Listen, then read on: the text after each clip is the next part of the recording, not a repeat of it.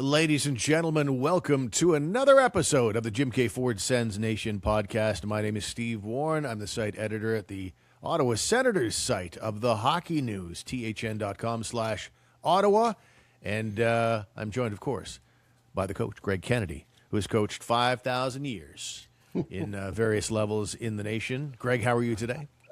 Good, Stephen. Very good. A Happy New Year, everyone, if you missed us last time. Yeah, absolutely. Not off to a very happy new year for the Ottawa Senators from a goaltending perspective.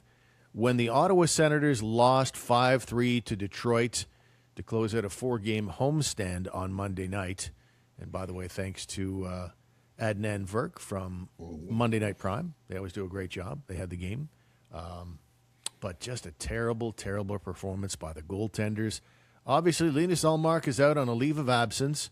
Though he was at the hockey game watching, I guess I don't know what you're supposed to do on a personal leave of absence, but there's a little part of me that says, okay, you're at the game, you're there in hockey mode, you strap on the blades maybe and get the gear on. But I don't know what's going on, so I'll shut my yap. But then you've got Levi Marilainen and Hunter Shepard. Marilainen is not good, allows 3 goals on 8 shots. Shepard not that busy, still allows a couple of goals as well. And meanwhile, John Gibson stands on his head for the Red Wings in a 5-3 victory. And I think everybody came out of that game. And Ullmark goes into this discussion as well because he has not had a good start to the season or his Sens career for that matter. He had a good stretch for about 8-9 games last year, but really inconsistent beyond that. And Sens fans woke up today after that loss going, they got to do something about the goaltending, don't they? Yeah, but I guess the question is, what? What are you going to do about this goaltending? Like, where are you going to find somebody? The names that keep floating around, James Reimer, Retread, Laurent Brassard, how do you say that? I think it's Brossois.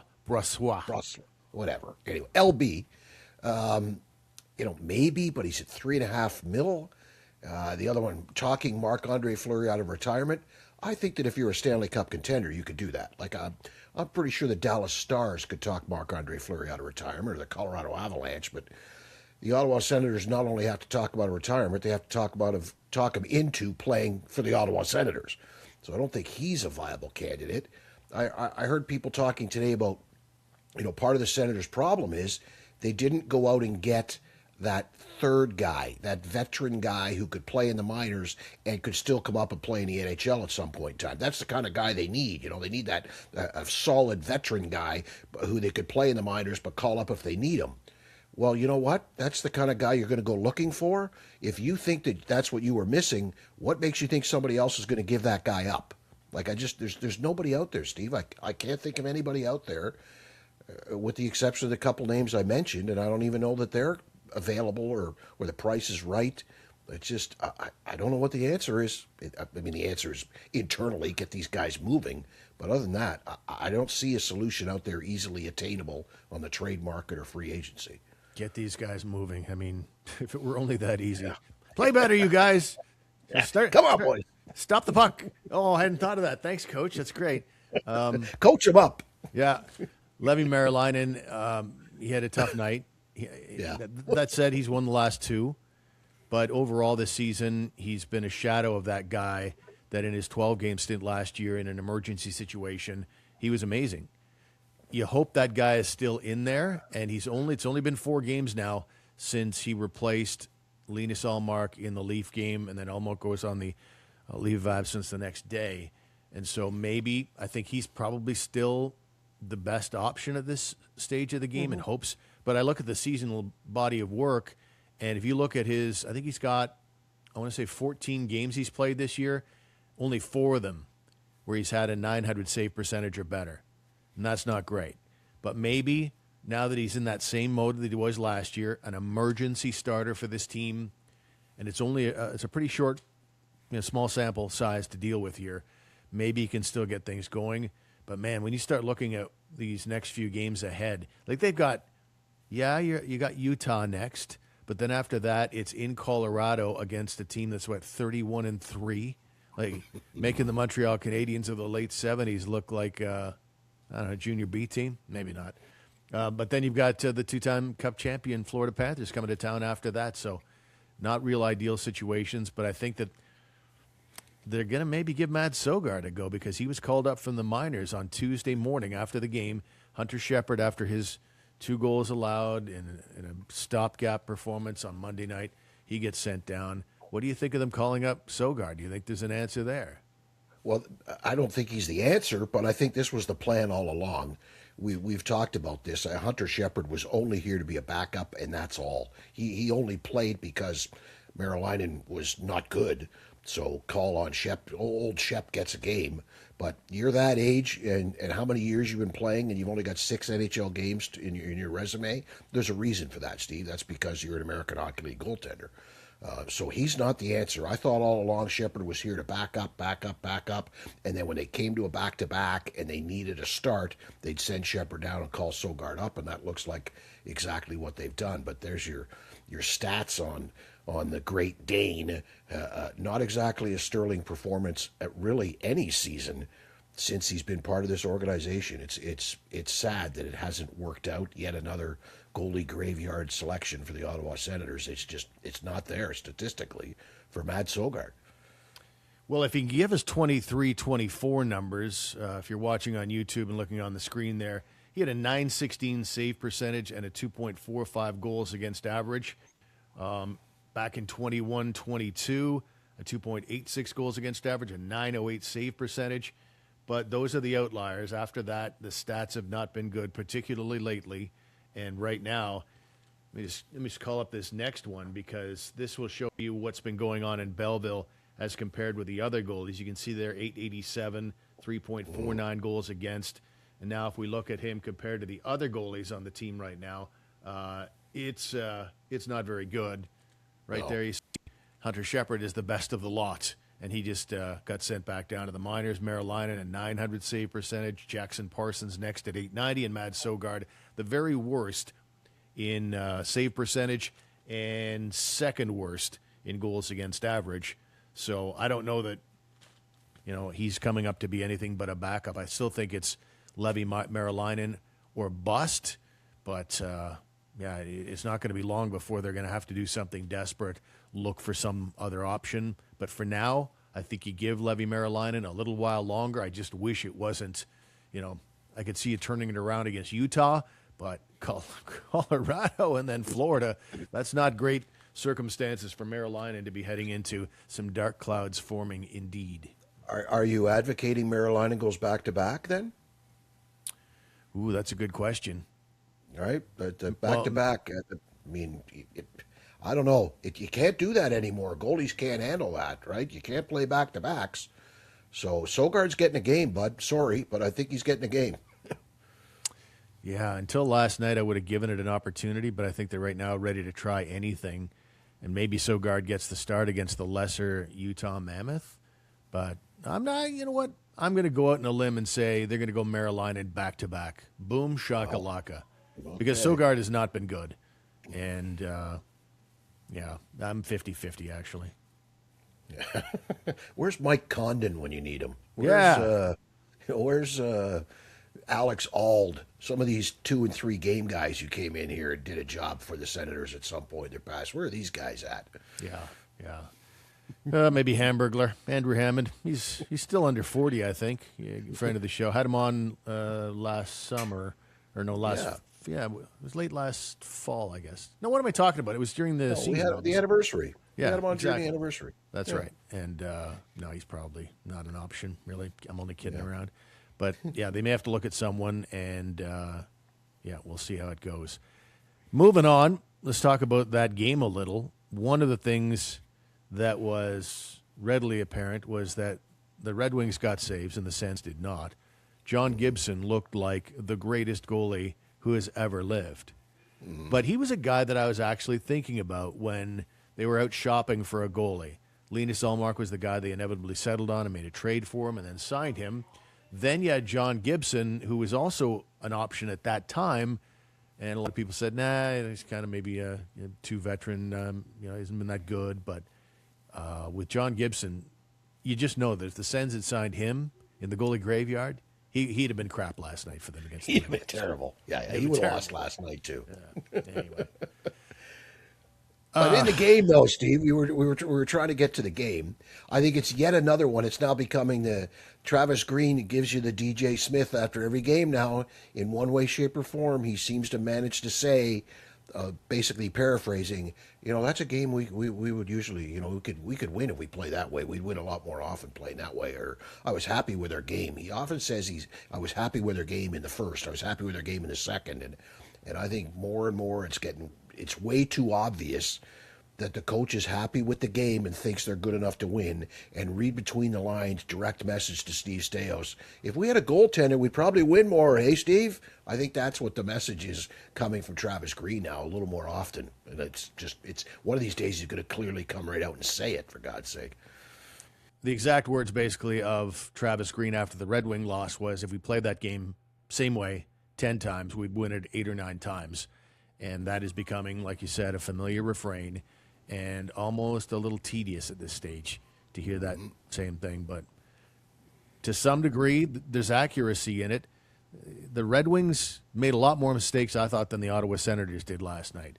There were some bad mistakes in there. The first goal, Tyler Clevin gives it up, and it ends up going back the other way, and Kopp ends up beating Merrilainen with a shot that, well, you'd like to have back. But the Red Wings made a pile of different mistakes in that game, more than the Senators did. The Red Wings were badly outshot in the game. So in that one particular instance, I say, okay, but it's just been, it's I don't know, it's been really hard to take that one at face value and say, okay, that's cool. Yeah, we'll get him next time. Silver linings. It just, how many times are you going to say that in one season? Maybe they're the unluckiest team in the NHL. They're just going to outplay everybody, and every loss that they have, they probably should have won. Is that possible? I don't think so. I don't think so. See, yes, you could point to, the penalty killing still is very, very poor, statistically speaking. Not very good at all, like 31st in the league, although they're better at home. Okay, great. I think they would certainly admit that they have an issue beyond the top 4D, no matter who they seem to want to play at 5 and 6. Some nights it's Clevin who's not good. Some nights it's Jensen who's not good, although recently it's pretty much those two almost every night are the two weakest. Matt Pallow's not exactly a stud back there. And when Spence is down there playing with one of those guys, he doesn't look as good. So I think they'd admit they've got a weakness in the 5-6D, maybe even 4-5-6. They've got a weakness on the PK, but you could actually overcome those if the goaltending were better. Just make a save, a big save once in a while. Again, stop the ones you're supposed to stop, and every once in a while stop one you're not supposed to stop. And it really would be a totally different record, a totally different team, a different mood, a different vibe, a different emotional state in that room and on that bench and around the team. They would just be so much better if they could get some more stops. So here's the upcoming schedule, as I mentioned, in Utah, and they got a back-to-back, and then the Avalanche after that, and the Florida Panthers. So it's going to get a little tricky here for the next little bit. So let's say 5 games from now. 5 games from now, when you look at the schedule they have, who's kind of the man in net for you? Is it going to be someone brand new by way of a trade? Is it Merrilainen? Is it Sogard? Has Ullmark returned? Again, he was at the Red Wing game. And I think it was Locked On Senators that put it out there that he actually skated, though that was not confirmed by anybody. But they're saying that he actually was skating with not with the whole team, but skating on ice. Mm-hmm. So yeah. moving back into a hockey frame of mind. 5 games from now, who's the Ottawa Senators goaltender? I think he's back. I think Ullmark's back. I mean, if Ullmark's not ready to play after that 5-game stretch, then they better have somebody else here. That's all there is to it, Steve, because it can't continue this way. And I'm almost at the point, even though I pretty much poo-pooed the options that are out there, it better be somebody. Just get somebody, anybody that the fans can maybe get behind, and you get the right guy in here with the right attitude of, hey, it can't get any worse. It's got to be me now, and just take it and run with it. I got to believe that if it's not Sogard back in 5 games, that it's somebody else here. Were you surprised that Travis Green decided to challenge that Shane Pinto goal where Ridley Gregg is basically in the crease behind John Gibson. It looked like he had a little help in there by Jacob Bernard Docker, the former senator, but it seemed to be a lot going on there. To me, it looked like goalie interference, but I guess Mike King, the video coach, and Travis Green decided, what the hey, let's give this a look. But I don't know. I disagreed with that. Strange. Did you like that decision? Yeah, no, not at all. I agree with you. There are certain ones that are just so obvious, right? I understand that some people have a confusion over goaltender interference. The first thing you need to think of is, was the guy in the blue paint? And if the answer to that is yes, it's a whole other different path you go down to ask questions to determine whether it's goalie interference or not. Guys outside the blue paint, okay. But if he's in the blue paint and then there's some sort of contact, 9 times out of 10, no goal. It's almost automatic. In the blue paint, touch the goalie, no goal. It's almost automatic. I don't understand why you would question that. I don't care if Jacob Bernard Docker sort of kind of maybe pushed him. He didn't have to go into the goaltender, didn't have to go in as hard as he went in, and that was pretty obvious, I would think, to most people watching it. Yeah, even if you bought into the idea that he was ushered in there, and I don't think that was exclusively the case. And it is Ridley Gregg. There's probably some reputation in there as well. It looked like he was clubbing John Gibson over the mask with his stick a couple of times in there. That's always going to kind of interfere with a goalie's game plan. But it was, I know he's odd. I mean, I know Mike King is he's going to the Olympics, so he's great at what he does. But I also was shocked when in the Columbus game, Columbus gets the goal to go ahead 3-1, and it looked to me like there was goalie interference on Levi Merilainen. And I think Travis Green said something along the lines of, they decided not to do it. It was only 3-1. It was early in the third period. They felt like they were getting momentum back. They ended up losing 4-1, so that obviously wasn't the case, or at least they couldn't score. But I don't know. To me, it was, if you recall the play, it was Boone Jenner coming through the blue paint or near it and making contact quite obviously with Merilainen's trapper. And right away, Merilainen's doing this, so he feels like it's goalie interference, and he gets beat glove side. So he probably had plans for his trapper at that stage of the game when Jenner made contact with it. Well, there's no doubt his skates are in the blue paint, and his trapper is outside of it, floating, mind you. To me, that would be one where I'd be curious enough to just go ahead and say, okay, I'd rather be at 2-1 early in the third period than 3-1, and that one certainly looked more like goalie interference than the Ridley Gregg one against Detroit on Monday. Yeah, if you were going to handicap it, you had a better shot with that one.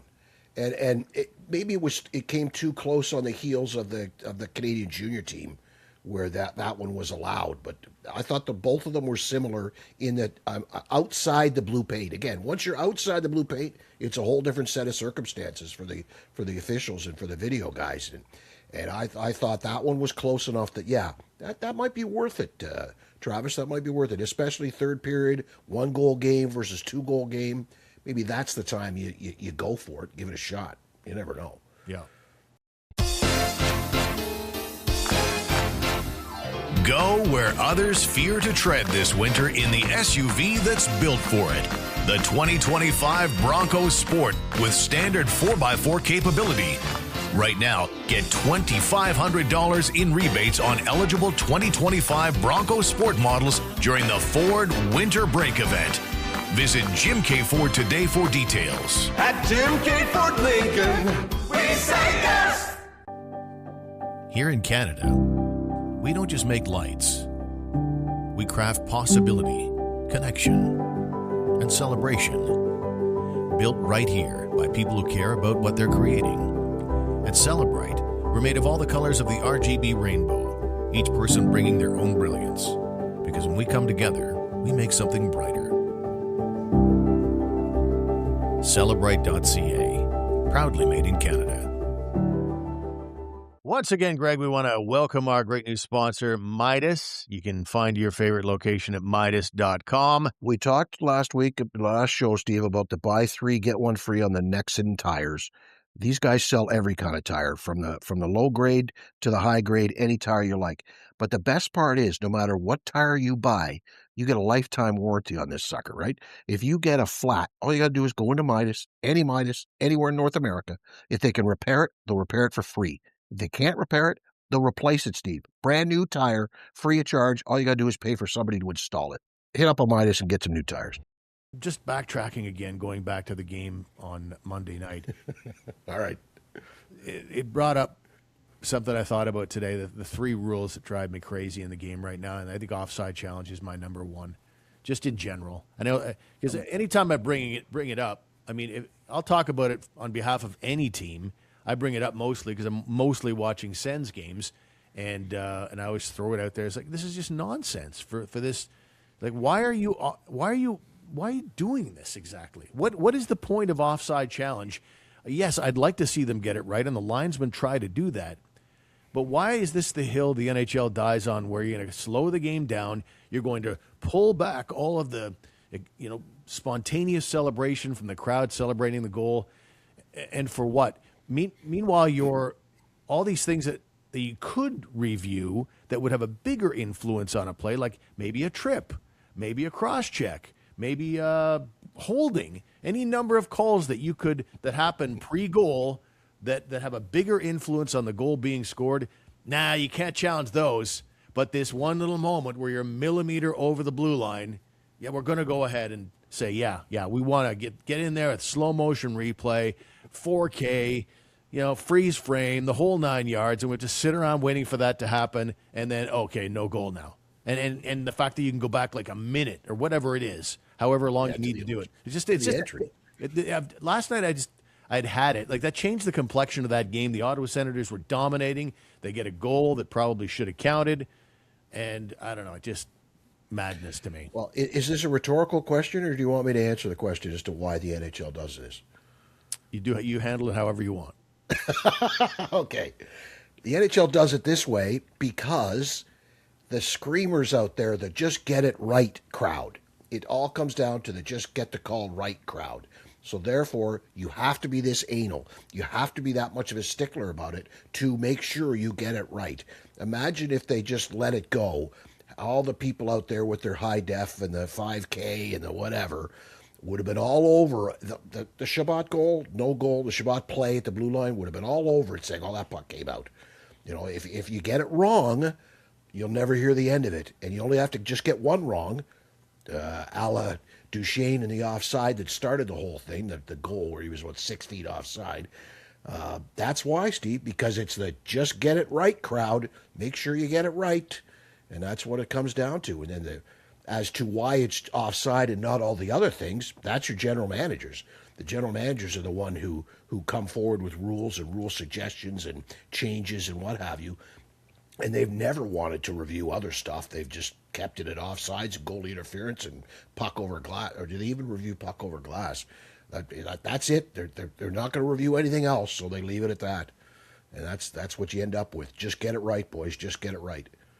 It's nonsense. It really is. And if we use the Shabbat one as an example, so Shabbat holds the puck in at the line, and a goal happens shortly thereafter. Nice play, and it was, I think, ends up being Nick Cousins that scores it because he was sort of in the way of the shot by David Perron. But so the goal is waved off because they said it was offside. It's like, okay, let's say we go down that road, and I go with you, and in theory I won't, but did you see a replay that showed that puck was clearly outside the line? Obviously the NHL had a different angle that we never saw. Even I think it's Blake Bolden, I think her name is, on the Prime broadcast. She was saying, I didn't see it go out. What happened there? So I never once saw the puck come out in any of the replays they showed. Did you? Here's the issue. Well, yeah. Here's the thing. This bothers me. It better not be a conclusion reached because you know it's in his glove, and you can see that his glove is outside. So therefore, the puck is outside the zone. If that's why they said what they said, that wipes out a lot of their no goal, yes goal calls. How many times do they not allow the goal because they didn't see the puck in the net? But you know where it is. You know it's under his pad and his pad's in the net, but you just can't see it, so they say no goal. So if they're saying this is offside because I know it's in his glove and his glove is over the line, therefore it was offside, that would tick me off. So they must have another angle. They must have had some sort of angle, something from above or something from that near side. Like, you only got cameras on the boards right at the blue line. Maybe there's a camera right there in front of him on that blue line, and you can see that his glove is out of the zone as the puck's going into it, which is what happened. I'm pretty sure of that.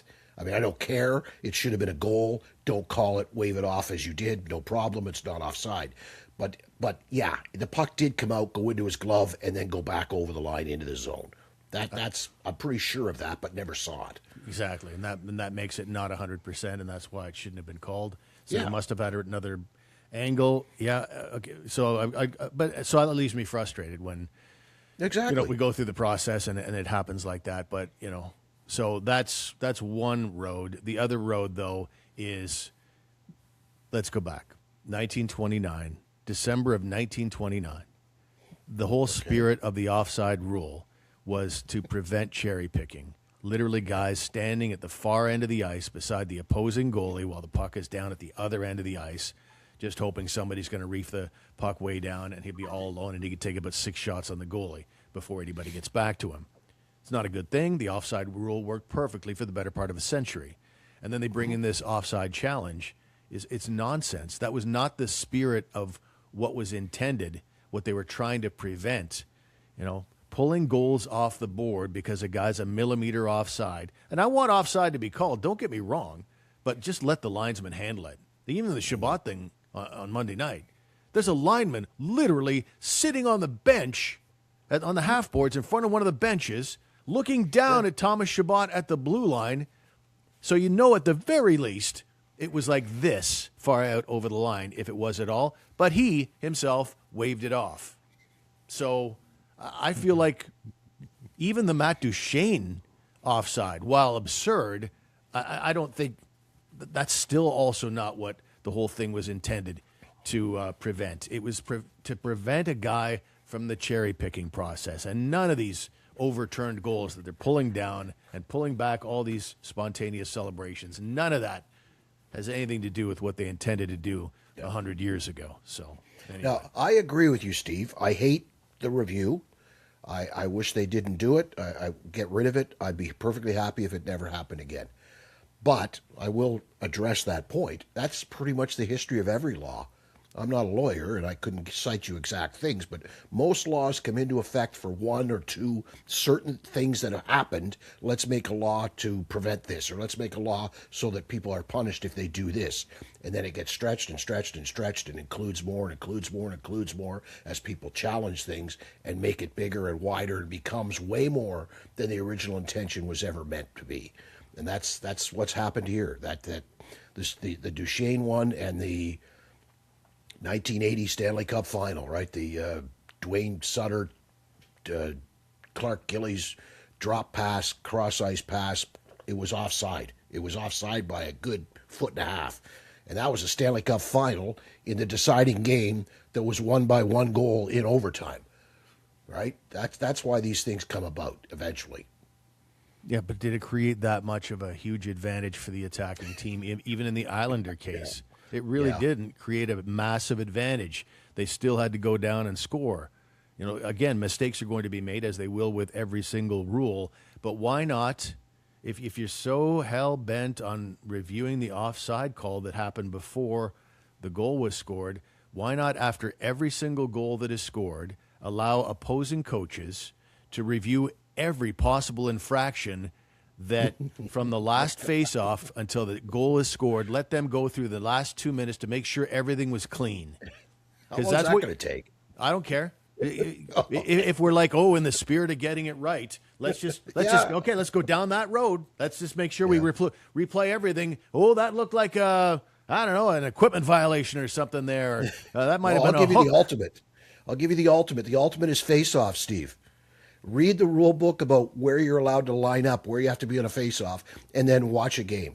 How often is there a face-off in the NHL where it's perfectly done correctly? Everybody's skates are outside the circle. The center doesn't cheat. Nobody jumps into the circle before the puck's dropped. Like, there's the ultimate for the hypocrisy of the offside thing, because there isn't one single face-off in an entire game in the NHL that is done by the letter of the law to the rules. You could pick apart every single one of them. Perfect. There's a face-off just outside the blue line. The attacking team center, well, it makes as much sense to me to go and look at the guy's skate in the face-off, and if it's in the wrong spot, moments later the team scores, I should be able to go back and review where that guy's skate was in relation to the face-off dot and take a goal off the board, because that's exactly as nitpicky as they're being with the offside challenge. But we've gone on enough about this. I'm with you. Move on. What's your second rule that you don't like? Well, the other two were we saw it twice in the game on Monday night. It's like one stick hits another, and the stick breaks in two, and it's almost universally. Oh yeah. At the same time, we say, yeah, those composite sticks, they sure come apart easy. And then at the same time, we almost automatically give a penalty to slashing if the stick comes apart while a guy's battling for a puck. Yeah, I know it's a slash and everything, but slashes happen all the time that you ignore if the stick stays intact. That one's almost universally called, which I think is silly. And the other one is, I was thinking about it when Pinto at the end of one of the Ottawa penalty kills, he clears the zone, and it's like that far from being puck over glass. There's no intent behind it. And I find that one is insane in terms of how punitive it is. A 2-minute minor is too much for puck over glass. Treat it like icing, because you do punish icing. Face off in your zone, and you cannot change. And that's, I think, punitive enough for the puck over glass violation. Yeah, I mean, the puck over glass it basically took any thought or any decision making away for the referee. Any chance for him to be objectively looking at the situation, saying that was on purpose, that was not on purpose. Like that's what it came down to. They just took that out of the ref's hands. And the slashing one, like, when did slashing become a penalty when you didn't slash a guy? Like, it used to, I slash you in the leg, I slash you in the arm, I slash you on the wrist, I slash you in the hip. That's slashing. When did slashing become I slash your stick? Right. It's a stick press. We used to teach kids press down on the stick as a defensive play. So they come across the top and slash down to press down on the stick. And half the time it's not. To me, it shouldn't be a penalty. But I'm with you on all three, buddy. Okay, I'll get a pair of images here of Grandpa Simpson shaking his fist at the cloud, because that's probably to some of our good listeners what. Get off my lawn. Yeah, exactly. The last 10 minutes have sounded like. We'll close it out with the Olympic roster being out there. We did pretty well with our projection for Team Canada, and I'll call up I'm hesitant to call anything up now because I keep leaving stuff up. I'm putting stuff up and then forgetting about it. Here's the Olympic roster. I'll read it off for our good audio listeners. Forwards are Macklin, Celebrini. I'll go last name only. Celebrini, Cirelli, Crosby, Hagel, Horvat, McKinnon, Marchand, Marner, McDavid, Point, Reinhart, Stone, Suzuki, and Wilson. Those are your forwards.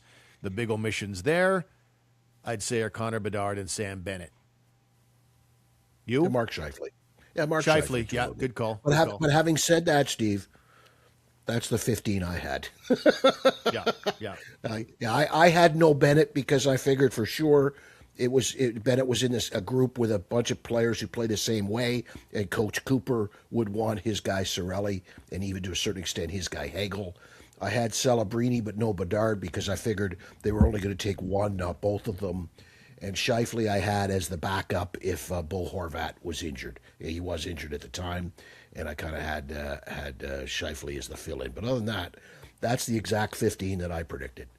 Yeah, and Horvat got hurt in a neutral zone. Right after that. Yeah, he was just standing there in the neutral zone, and I forget who it was, but he was basically just being covered, and just he backed into him with his butt into his knee, and off he went. I'm not sure what Horvat's status is exactly. I've not heard him ruled out. But who do you think, if there is one guy up front that needs to be replaced from an injury perspective, which of the guys we mentioned do you think are most likely to be the next man up? I think you said Scheifele in your last discussion. Yeah. But then again, I was saying if Horvat's injured, because he was injured before, and then he was back healthy, and then now he's been injured after. But I had Scheifele if Horvat couldn't go. I agree with the stated plan from Team Canada, and that is, depending on who's injured, that will dictate who we bring in. So I think that if it's a guy like Horvat, then I think Scheifele's got a better shot. If it's a guy like Cirelli, then that's where Bennett gets the shot. Like most people are saying Bennett's first man up. I disagree. I think it depends who is injured and what type of player he is and what type of situations that guy will play in, that dictates who you're going to bring in with an injury. The more I think about Bennett, the more I think it's kind of crazy when you look at his resume. Like he had a huge goal for Canada at the Four Nations in a final that they won.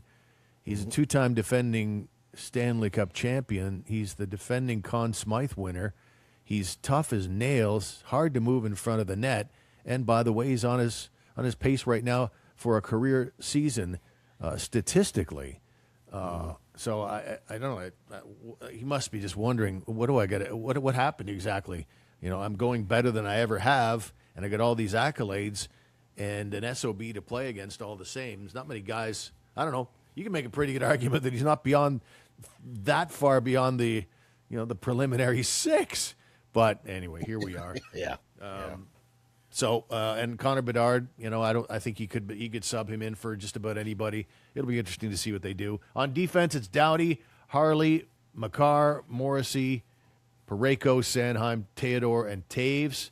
And I think Harley was the one that there was some discussion about, and Harley ends up making it because he was on the Four Nations and he's back again. I think both America and Canada like what they saw at the Four Nations, so there's not that many changes on either team for that reason.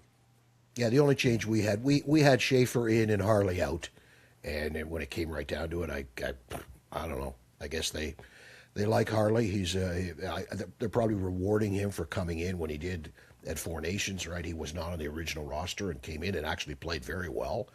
So yeah, he's in there and no Schaefer. That one surprised me.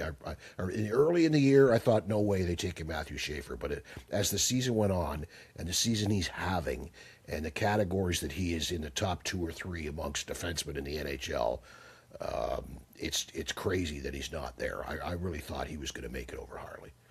Plus a fun storyline too. The kid. Oh, yeah. The kid playing with the best on not just an all rookie game or something at the All-Star game or something like that. The Olympics against the very best in the world. That would have been a fun story. And goaltenders, Jordan Binnington, who is their Four Nations stud. He wasn't that, he was sort of a bend, don't break kind of thing, but by the final, he was fantastic. And then you got Darcy Kemper and Logan Thompson, who were not at Four Nations. What say you about the trio? Yeah, that's the trio we had together here when we put it out a couple of weeks back. The only other guys we talked about was the carpentry shop in Colorado there with the two Woods. Those are really the only two guys to consider, I think. I mean, at one time early in the year, there might have been some other names floating around. Aiden Hill, Sam Montembeau, but neither of them have been all that strong. I think they nailed the goalies. They were taking Binnington no matter what, right? I think we can all agree on that one. If I was picking a team myself, or you were picking a team, or us together were doing it, we maybe wouldn't take Jordan Binnington. But if you're trying to guess and project as to who they were going to take, bingo, Binnington's there. Yeah. There's nobody out there where it's sort of like the Sens goaltending situation right now. Yeah, I might have interest in going outside the organization, see what else might be out there. And in both cases, whether it's Team Canada or the Ottawa Senators, if they went out and got a goalie, I'm not really inspired by some of the names that I hear kind of thrown out there that I know will automatically make them be a better squad. I do think that's when I look at Canada and the USA, I look at what they have in goal, and that's why I think, on paper anyway, America would probably be the favorite at this stage of the game. Though I love Canada, always love the Canada heart. Anytime there's best on best, Canada finds a way. But I look at that goaltending trio compared to what America has, and that's a concern. Yeah, I would agree. Their goaltending's better, but I'm still waiting to see Connor Hellebuck show up in a big game and win it. Still waiting. Yeah, has not been there in the playoffs and did not get it done at the Four Nations. Going to be interesting. That will do it for this week's show. Like we're only doing one a week. That will do it for this show. Thank you for being with us, ladies and gentlemen. Don't forget that our website is sensnationhockey.com. We appreciate you being here. Hockey news as well, thn.com/Ottawa. We invite you to check that out. And whether you're on YouTube or listening in today, make sure you subscribe or follow or like before you head out the door. We do appreciate that. Greg, enjoy your day, and we'll talk to you in our next episode after a couple of road games. You betcha, buddy. Have a good night.